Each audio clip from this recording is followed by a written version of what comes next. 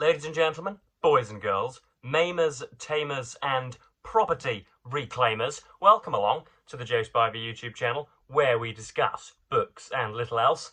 And I am here appending or abridging an unofficial hiatus for me, folks.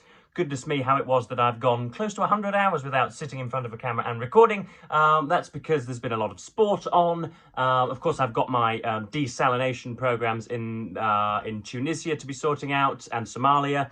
I've got my relief program for those who are torn apart as a result of the internecine war for coltan in the Congo. I've had NATO presidential meetings to minute. I've had a great deal to do, folks, as well you'll understand. And there is indeed a great deal of sport on here in Albion's Isle at the moment. So I've been reading and writing, but not quite as much as usual. And I have also, for reasons that will become soon clear, I have wanted one particular review to germinate within me. So today we are looking at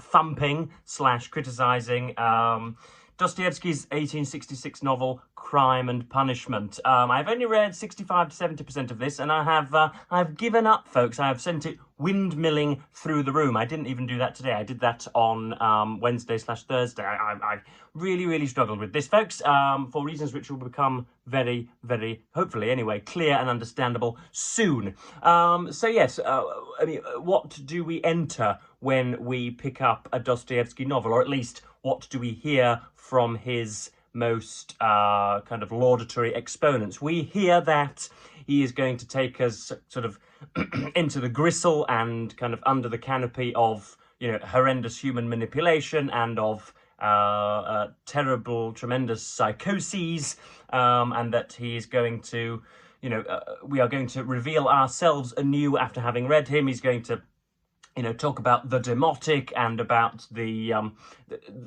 those on the floor of society who can't even grab at the low-hanging fruit. He's apparently somebody who renders suffering and isolation and all sorts of understandable worldly difficulty for the modern era. The Victorians who didn't have a kopeck to rub together, who quite often, drowned in horse manure on a daily basis, or, who got drunk on vodka and ended up having sex with Grigory Rasputin and then absconding themselves from society. All of that kind of horrendous pre-technological age. And sure, that's what Crime and Punishment gives us.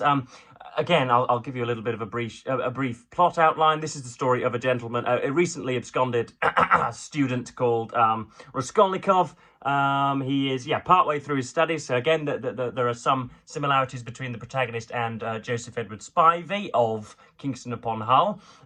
He is somewhat disgruntled, very much, almost kind of overwrought with his kind of nihilism and his disgruntlement and his dissatisfaction with the ways of the world.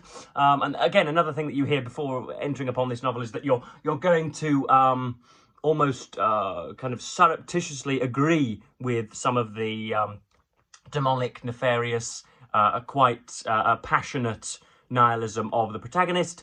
That is just simply not the case, in my opinion. Not that I feel that we have to identify with a protagonist for a book to be successful, and park that.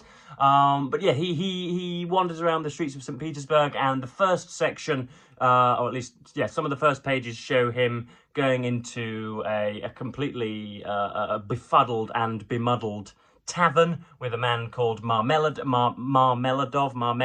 Again, I'm not going to Russify this video to an undue degree, so, if I happen to call somebody Brian rather than Brosmolovich, then so be it. He goes into a tavern and here's this man's, again, despondent life story. It seems that everybody in St. Petersburg is either drunk or on the game or hooering or about to throw away their last rubles on the roulette wheel. It is not a bastion of kind of, merited characteristics at the moment. So he's in the tavern hall, hearing all this nonsense from this gentleman, follows him home to his bedraggled and dilapidated house. He's a drunkard that then falls sort of face first onto the floor, and it's all going terribly. He returns home to, again, sort of a dilapidated apartment, receives a letter from his mother, Pulcheria, and it is about his sister Dunia / Advota. Of course, they've all got 17 forenames, but again, we'll park that. And the letter announces that she is to be wedded, or a suitor has been found for her who resembles a sort of middle management high flyer, a little bit of a litigator, a little bit of a smug and smarmy success story, who, of course, Raskolnikov instantly disapproves of. And then we move on and on and on. He keeps having recurrent dreams. He's a delirious figure before the very, very famous crime of the eponymous Crime and Punishment has been committed. He's sort of always sweating, prostrate on his bed, thinking about things that have gone wrong in life, struggling to, rub money together. And, he cites, or at least the narrator cites a recurrent dream or a particularly haunting dream about him being a young boy with his... I can't remember whether it's a recollection or a dream, but he was walking arm in arm with his father, and he sees an ailing, aging horse axed to death, and all of the implications that ensue. And he goes to pawn some jewellery with a pawnbroker, of course. Who else? It's unlikely that you'd walk into a baker's house to do that. He goes to pawn stuff with a pawnbroker's, and again, I forget her name. It's probably Ivanovna or something. And I'm trying not to sound as irreverent as I am. I'm trying to be hopeful. I'm trying to give Dostoevsky his due. And he sort of leaves the place and overhears a conversation with students later on, which apparently, again, is redolent of a conversation or thought process that has gone through his mind, that she has apparently, according to rumour, got thousands and thousands of rubles stuffed under her mattress, and is a kind of an acquisitive, penny-pinching, manipulative Jewess. Who else? And as a result, they sort of put a positive spin on murder and adduce some of the reason why it would be to the fulfillment and benefit of people in the wider society that she should be murdered and robbed. And with a sort of surgical, almost loyally dispassion, again, I don't think I'm spoiling anything here, and if I am, then please turn off. Raskolnikov goes, axe in hand, after having purloined it from some sort of chef washroom or something, goes up to her and distracts her with an object, with a parcel that she has to open, and again, as I say, dispassionately, almost with aplomb, smashes the thing down on her head multiple times, kills her, and then her sister, Lizaveta, her sister that Raskolnikov knows, turns up, and of course, so as to ensure that dead women tell no tales, he does away with her too.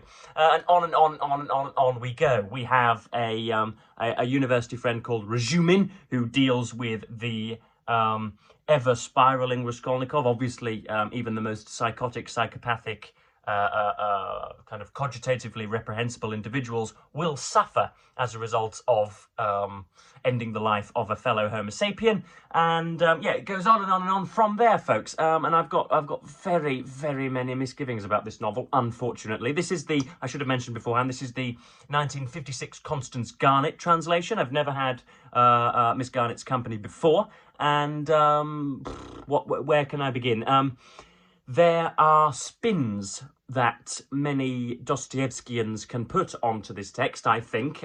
So where I would say that the dialogue is rather insipid, rather primary, rather sort of sophomoric, rather rushed, rather sort of base. They would say it's stripped down and pure, and that it shows a kind of no-nonsense, deliberate nature to the writer.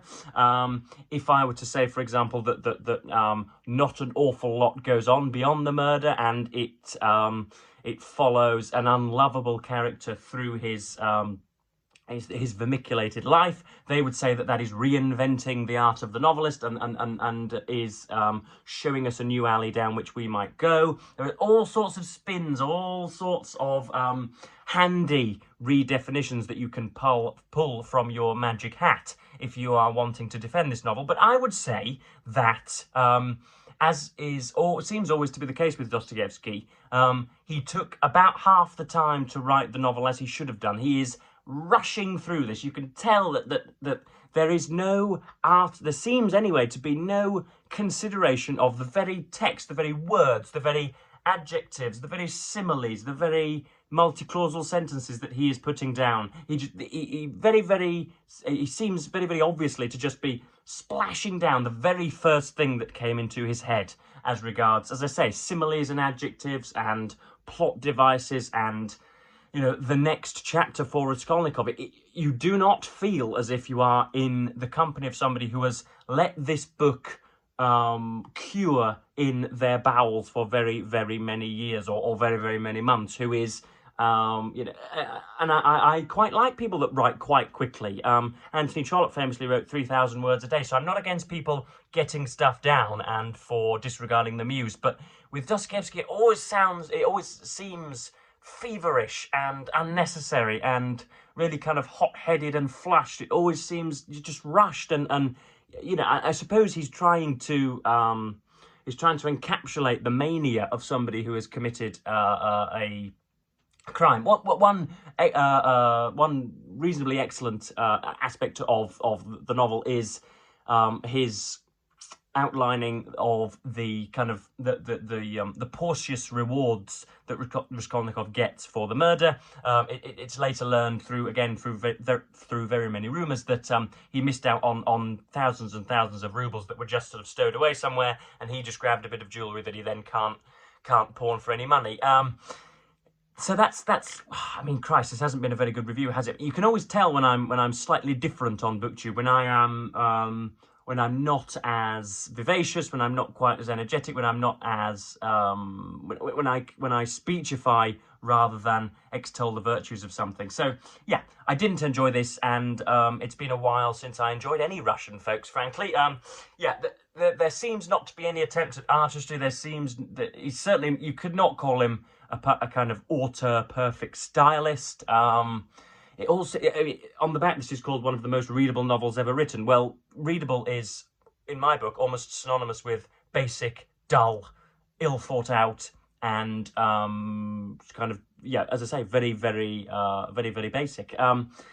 So that's Crime and Punishment by Fyodor Dostoevsky. I feel heretical, I feel blasphemous, and the moment at which I start to huff and puff whenever I'm coming to my bed, whenever I'm coming to recline and coming to read, the moment I start to furrow my brow, the moment I start to raise my eyebrows, the moment that the clouds start to dull the day, whenever indeed I want to open a book, I know that that writer has 1 or 2 hours to change things, or I am out of there, folks. That is not inattention. That is not because I am some kind of macchiato swilling squirrel that cannot focus on anything for upwards of 15 seconds. I think, as has been proved in print on a few occasions, that I am quite the percipient reader. I'm quite a perceptive reader, and I'm very willing to give things time. I went through the entirety of War and Peace, having not enjoyed it, for Christ's sake. So I don't think I'm selling. I probably am selling this short because, you know, thousands of people can't have been wrong.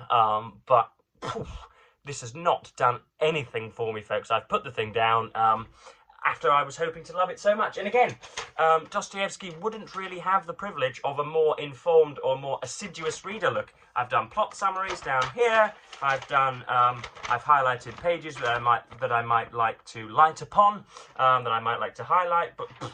And usually that means that I'm going, because I've thrown my entirety into the book, that it's going to do things for me, but it really has not. And you can tell by the way that I've gibbered and jabbered, and the way that I have been, I think, ruefully inexact in this review, that it's kind of knocked me for 6. Whenever a work of canonical repute, whenever something that is loved by people and nations upsets me or doesn't quite tick the Spivanian box, then I again, in a sort of Raskolnikov way, I start to feel a little bit strange and delirious. But yes, that was a sort of haphazard, cack-handed, altogether unnecessary hatchet job against Fyodor Dostoevsky. But that's just about me for today, folks. I think I'm back on your screens now after some days, not away, but some days doing other things, and yeah, I shall be recording some more today, I think, for you, hopefully. So yes, I'm going to thank you ever so much for watching BookTube and say goodbye.